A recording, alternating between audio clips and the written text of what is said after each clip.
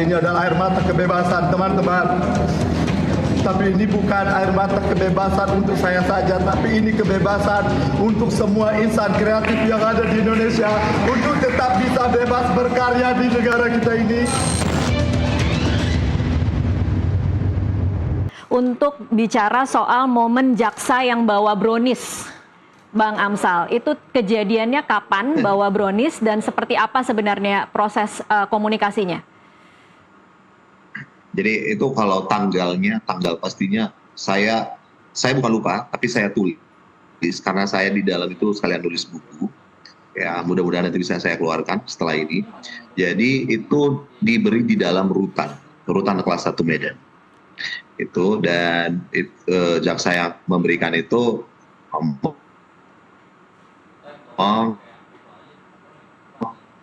udah jangan ribut-ribut lagi gitu.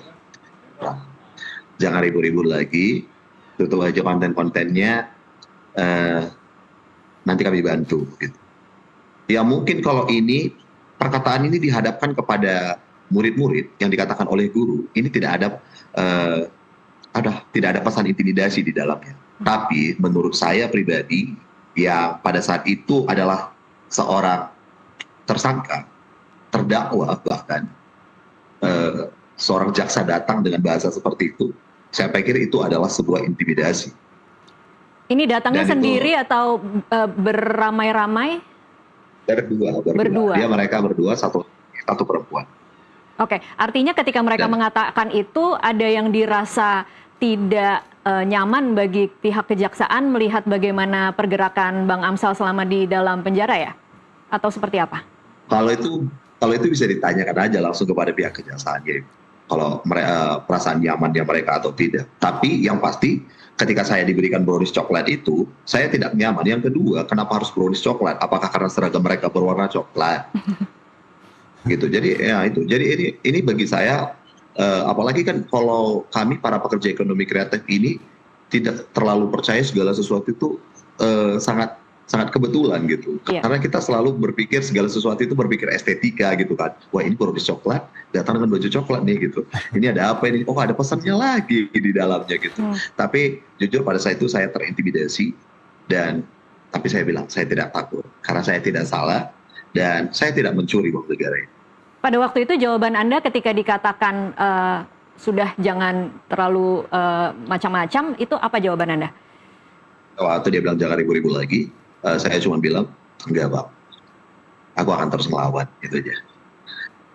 Jadi supaya dipahamin juga untuk teman-teman semuanya, saya ini bukan sedang melawan negara, saya bukan melawan institusi, saya ini hanya memperjuangkan keadilan dan melawan oknum-oknum yang menurut saya inkompetensi di dalam wewenang dan jabatan yang dia miliki. Karena saya sangat percaya gitu, satu hal yang saya percayai, inkompetensi itu lebih berbahaya dari sebuah kejahatan gitu. Ya itu. Oke, selain momen brownies itu, Bang Amsal, adakah momen-momen lain di mana Anda merasa mendapatkan tekanan atau intimidasi atau bahkan pemerasan mungkin sepanjang persidangan? Sudah habis berapa sepanjang persidangan mungkin? Kalau pemerasan tidak. Bahkan kalau ini pertanyaan yang sangat bagus ya, sudah habis berapa di persidangan? Kebetulan kami itu tidak pernah maksudnya apa ini, mau berkompromi sedikit pun tentang kemunduran keidealisan dan kemunduran dari setiap kebenaran-kebenaran ini. Jadi tidak ada uang yang harus dikeluarkan dari situ, itu yang pertama. Kalau diskriminasi yang lain, ya saya pikir tidak ada, hanya itu aja Bu. Cuman memang kalau di ruang tunggu sel itu saya selalu dibuat sendiri. Itu bisa ditanya dengan tersangka tipikor lainnya yang ada di rutan kelas 1 Medan.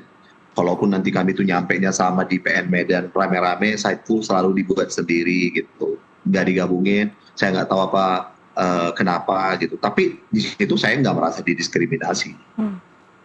Nggak, itu tidak mengganggu saya. Walaupun saya dipisah-pisah seperti itu, ya saya berpikir ya mungkin ini prosedur mereka. Saya harus dipisah, yang lain digabungin gitu. Tapi nggak apa-apa. Sepanjang ini tidak memundurkan semangat saya untuk terus melawan dan berjuang, itu aja. Bang Amsal artinya sudah melalui momen di mana ditinggalkan oleh orang-orang yang terdekat, kemudian setelah viral juga justru berbalik ada orang-orang lain yang tidak dikenal justru datang ya Bang Amsal? Ya, saya melihat kalau itu bukan hal yang negatif. Saya melihat mungkin dulu orang seperti karyawan saya saja, tim saya nggak sebut karyawan, saya sebut tim saja, tim saya aja yang tidak mau bersaksi di persidangan karena takut, karena memang momok APH ini mungkin menakutkan buat mereka itu. Karena kan mereka melihat kami bekerja dengan baik. Abang ini aja bekerja dengan baik, bisa di penjara, kemungkinan kami juga bisa dong. Kan mereka langsung ngambil kesimpulannya kan di situ, Bu. Ada lagi nih kita yang rekan-rekanan kita yang kita coba sewa studionya gitu dengan alasan yang sama. Saya tidak menyalahkan sedikit pun, karena saya melihat ya memang itulah atmosfer yang terbangun ketika saya saja yang benar-benar bekerja, yang dari dulu adalah seorang pekerja ekonomi kreatif. Dari tahun 2014 saya udah mengeluarkan karya-karya di kampung halaman saya, bisa di penjara. Apalagi pasti mereka beranggapan seperti itu. Dan ketika mereka hari ini datang kembali, saya bilang terima kasih dengan tangan terbuka, dan saya berharap tidak ada lagi ketakutan pekerja ekonomi kreatif dalam berkarya. Itu yang menjadi poin penting. Saya tidak peduli ada orang yang tiba-tiba hilang dan datang, tidak. Yang terpenting adalah ini semua mendatangkan kebaikan untuk para pekerja ekonomi kreatif di seluruh Indonesia, khususnya di Kabupaten Garut.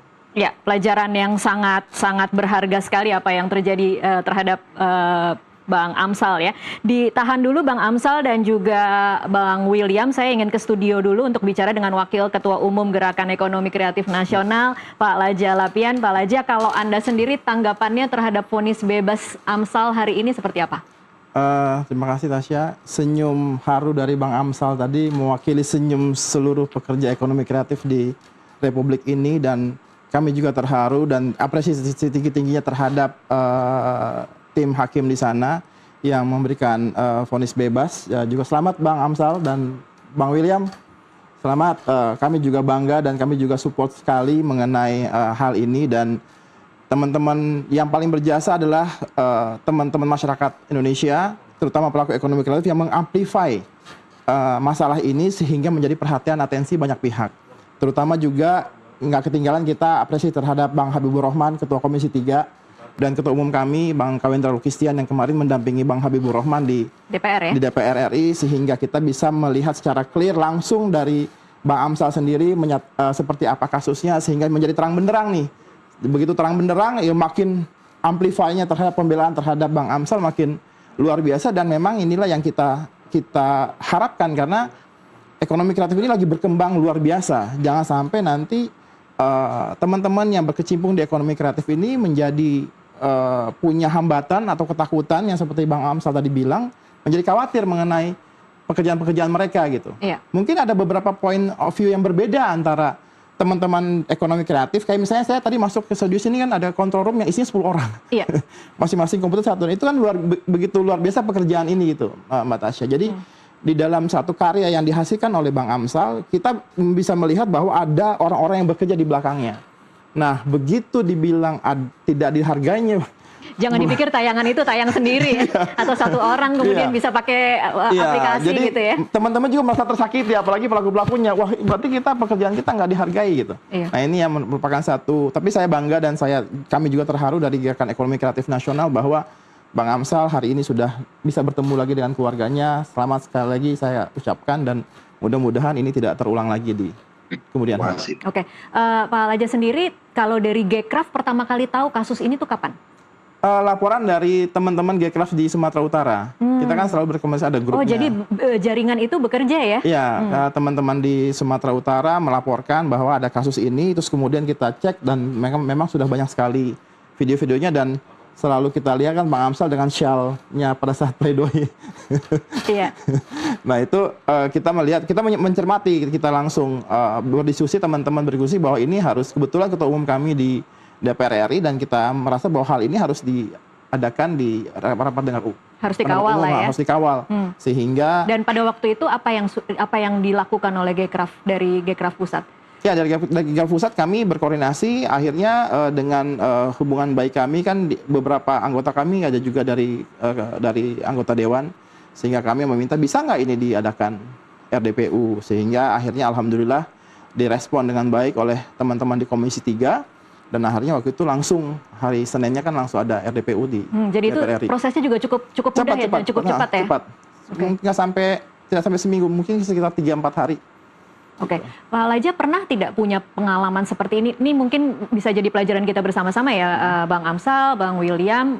Mungkin apa yang terjadi pada seorang Amsal Sitepu itu meskipun begitu menyakitkan hati semua pekerja kreatif, termasuk kita di sini yang di TV juga bisa merasakan, tapi kan tidak semua seberuntung Amsal Sitepu yang kemudian prosesnya bisa seperti ini dan berakhir dengan happy ending lah ya, hari ini vonis bebas gitu.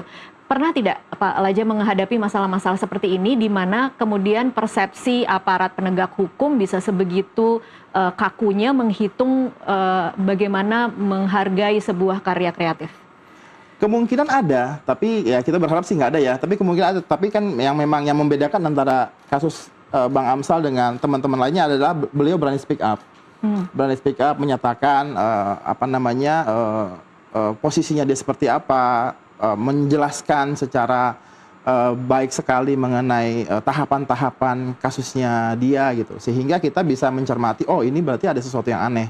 Tapi mungkin juga ada teman-teman yang nggak berani speak up, sehingga kami berharap ke depannya dengan kejadian ini, makanya saya bilang ini pelajaran pahit dunia kreatif, tapi kita semua senyum-senyum di sini karena merasa senang karena berakhir dengan bahagia. Dengan bahagia. Jadi ini merupakan satu contoh bagi teman-teman ekonomi kreatif bahwa sesuai dengan programnya pemerintah dicanangkan oleh Pak Prabowo dan Asta Citanya, di mana ekonomi kreatif diharapkan bisa memberikan pemasukan PDB, bisa ekspor ekonomi kreatif, bisa mendatangkan investasi, dan juga bisa memperbanyak lapangan kerja. Ini kan sesuatu yang luar biasa, sehingga harus berani speak up sebenarnya. Oke, jadi pelajarannya adalah ketika yakin bahwa tidak bersalah, yakin bahwa pekerjaan itu dilakukan dengan benar, jangan takut untuk kemudian viralkan saja, karena opini publik yang akan membantu begitu ya? Bukan opini publik, tapi dari keyakinan Bang Amsal sendiri kan, saya tidak mencuri, saya tidak berbuat sesuatu yang salah, sehingga stand positionnya dia benar gitu.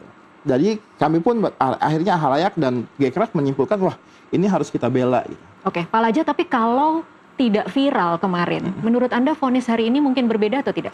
Bisa berbeda. Bisa berbeda kan ya? Bang William, Bang Amsal, kalau tidak viral, kalau Anda sendiri merasanya seperti apa? Ini memang jadwalnya vonis hari ini atau jangan-jangan memang vonis ini dipercepat untuk meredam kemarahan publik saat ini? Bang Amsal dulu mungkin. Jadi sebenarnya kan video yang viral itu adalah video ketika duplik ya. Duplik yang ya bang ya, duplik ya, video yang duplik yang ketika saya bilang saya hanya pekerja kreatif, hukum di negara ini tidak baik-baik saja, itu video yang diambil ketika saya selesai duplik ya bang, ya duplik.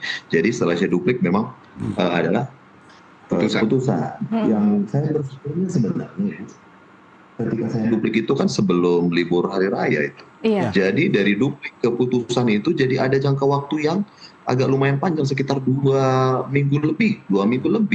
Jadi disitulah momentumnya saya pikir, yang saya pikir ini adalah kehendak dari Tuhan yang membuat video ini bisa lebih banyak didengar lagi, dan kemudian kita angkat lagi lah video pledoi yang saya pakai bekabulu, yang itu yang selendang karo itu bekabulu, karena di pledoi itu sebenarnya sangat banyak kejanggalan dari sisi saya pribadi saja, belum lagi dari sisi pledoi dari penasihat hukum saya gitu. Jadi kalau saya sebenarnya dari awal, kenapa saya tersenyum, dari awal saya yakin saya bebas, walaupun memang tanpa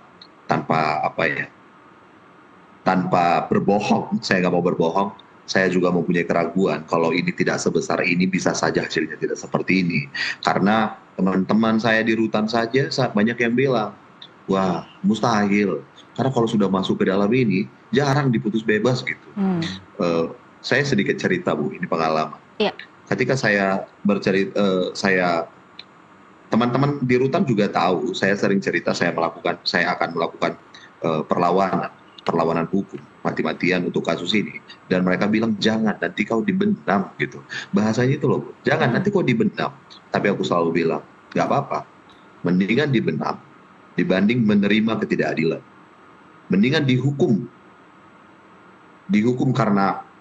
karena sesuatu yang salah, ya menurut saya, daripada menerima dengan tangan terbuka yang kita ketahui itu tidak benar gitu. Jadi saya selalu bilang saya akan lawan, dan sampai mereka bilang 1:1000 orang di rutan ini yang sudah masuk dan divonis bebas. Kebetulan di rutan kelas 1 Medan itu ada 3.000 sekian. Saya cuma doa sama Tuhan, Tuhan tadi orang bilang 1:1000 nih orang yang kalau udah masuk di dalam ini divonis bebas. Berarti kan kalau 1:1000 ada 3 orang kemungkinannya. Aku satu ya Tuhan. Gitu. Benar-benar saya ucapkan di dalam doa saya. Dan saya yakin Tuhan mendengarkan doa saya dengan mengirimkan Pak Kawendra. Jujur saya sangat mau berterima kasih kepada Pak Kawendra, Ketua Gerakan Ekonomi Kreatif. Berikut juga dengan Bapak Prof. Supidasko juga selaku Majelis Pimpinan Tinggi Gerakan Ekonomi Kreatif, yang dari awal memang kita melihat sudah mengatensi. Ada lagi Pak Hinca Panjaitan, Pak Habibur Rahman. Saya benar-benar salut Bu. Ini tidak di-endorse. Saya sangat salut dengan Komisi 3. Sedikit saya mau tambahkan. Semalam itu penangguhan. Saya itu dikeluarin sekitar jam 4 sore Bang. Ya. Jam 4 sore dari rutan kelas 1 Medan. Mungkin banyak yang bertanya, jam 4 sore ke sidang vonis jam 9 pagi, kan ini hanya beberapa jam lagi. Iya. Tapi Pak Hinca bilang gini, ini bukan perkara 1 hari, 1 bulan, atau 1 tahun. Keadilan tidak bisa ditunda walaupun 1 detik saja. Wah, saya melihat komitmen yang luar biasa, apalagi saya melihat dengan mata dan mendengar dengan telinga saya bagaimana Pak Habibur Rahman, Ketua Komisi 3 DPR RI, langsung melakukan panggilan kepada pihak rutan. Karena itu saya sudah di dalam ruangan. Karena kami menunggunya sudah hampir sekitar berapa jam gitu, tapi jaksanya nggak datang-datang. Apakah ini mau diperlama? Gitu, saya nggak tahu. Tapi itu sampai Pak Habib bilang enggak. Amsal harus dikeluarkan sekarang juga. Saya dengar. Hari ini saya terharu, dan dengan segala kerendahan hati saya tetap bilang saya sangat percaya masih banyak politisi-politisi yang berdiri di garis-garis terdepan untuk memperjuangkan keadilan di Indonesia ini. Saya sangat percaya.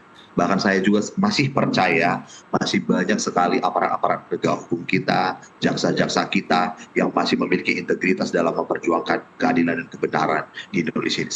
Saya optimis Indonesia harus tetap maju dan berkembang. Oke. Itu mungkin dari saya. Baik, Bang Amsal, tadi kalau Anda mengatakan 1:1000 yang bisa kemudian divonis bebas, ini berarti Anda bisa dikatakan mengalami mukjizat atau keajaiban ya Bang Amsal? Iya Bu. Oke, saya ingin bicara sedikit tadi soal selendang. Ini mungkin karena videografer, jadi memang itu sesuatu pesan yang Anda ingin sampaikan juga atau seperti apa Bang Amsal? Jadi itu namanya adalah wisgara, ya, atau kami sering sebut bekabulu. Saya ini orang Karo, itu bekabulu. Itu adalah melambangkan sebuah keberanian dan kekuatan. Kalau kami orang Karo memakai itu melambangkan keberanian dan kekuatan ketika kita berjalan di jalan yang benar. Itulah kenapa di pledoi itu saya berteriak dengan keras, saya berbicara dengan lantang, walaupun saya nggak takut apa-apa lagi Bu. Pada saat itu saya bilang, saya udah di penjara kok. Gitu. Saya akan ungkapkan semuanya seterbuka-terbukanya, dan ini hasilnya. Terima kasih. Ini bukan karena saya, ini karena dukungan dari teman-teman semua. Apa yang membuat Anda, atau siapa yang membuat Anda bisa begitu kuat dan begitu berani sejak awal? Karena mungkin kalau orang-orang mengalami berada di dalam tahanan, keberanian dan kekuatan itu kan mungkin lama-lama rontok ya, lama-lama hilang. Apalagi semua orang terus menghantamkan realitas yang terjadi, memang sudah di dalam penjara gitu. Kalau Anda merefleksikan lagi, dari mana kekuatan itu? Wah, itu berasal dari Tuhan. Karena saya percaya segala sesuatu itu terjadi untuk mendatangkan kebaikan bagi orang yang mengasihi Tuhan. bahkan hal buruk pun terjadi, itu Tuhan izinkan untuk mendatangkan kebaikan. Karena ketika saya mengalami hal buruk, saya percaya itu akan mendatangkan kebaikan, dan hari ini saya tahu itu untuk mendatangkan kebaikan. Ketika 19 November saya dimasukkan ke penjara, ditetapkan sebagai tahanan, mungkin orang melihat itu sebagai sebuah masalah, tapi hari ini menjadi sebuah berkat bagi saya.